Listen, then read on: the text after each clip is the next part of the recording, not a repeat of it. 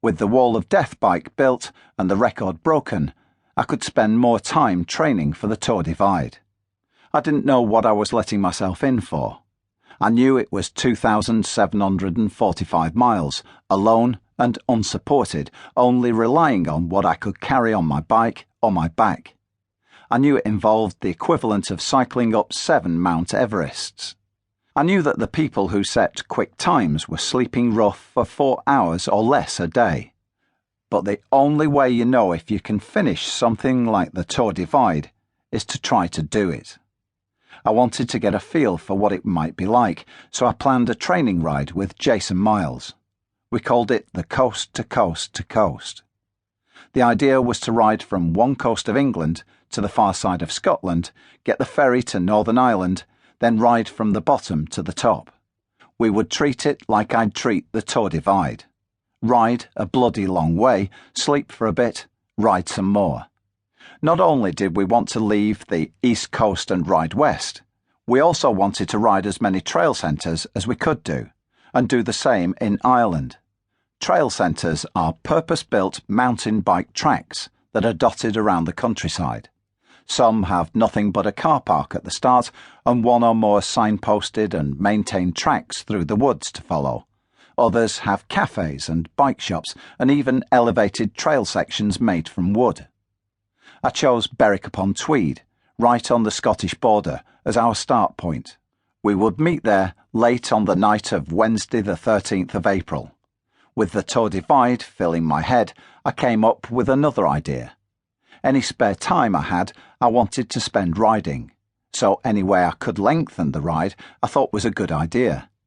I worked late on Tuesday night, getting everything finished at the truck yard, and instead of driving up to Berwick, I reckoned I'd ride there to meet Jason.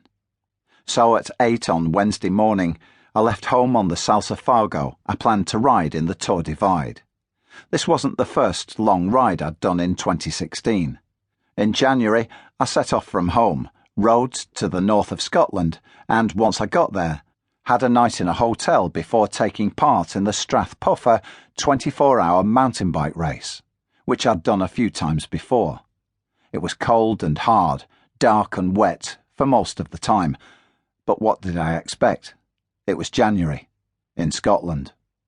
I rode on my Rourke single speed, so only one gear, meaning I had to slog up the hills in a gear higher than you might normally use. I'd ridden up through England on my own, but then 50 miles south of Edinburgh, I met Alan, who, along with the Dungate brothers, I'd done a lot of biking with for years. We rode together from there to Strathpeffer, a village in the Highlands north of Inverness where the event is held. On the way up, the chain had totally dried out and was graunching like hell because of all the shit and blather.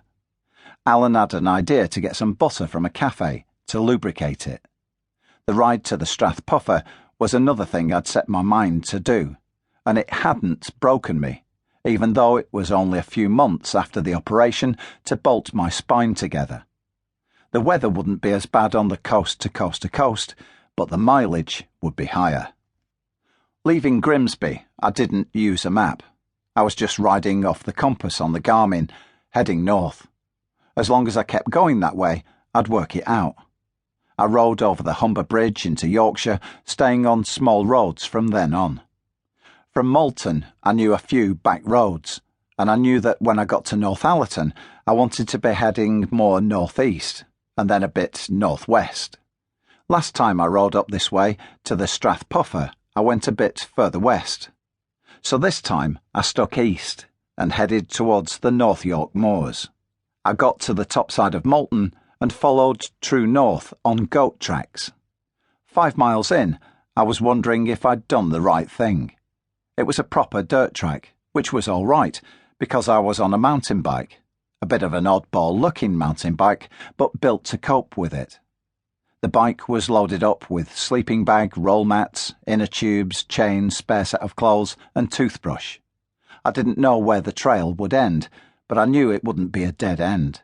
You never reach a dead end on a mountain bike because one dirt track always leads to another.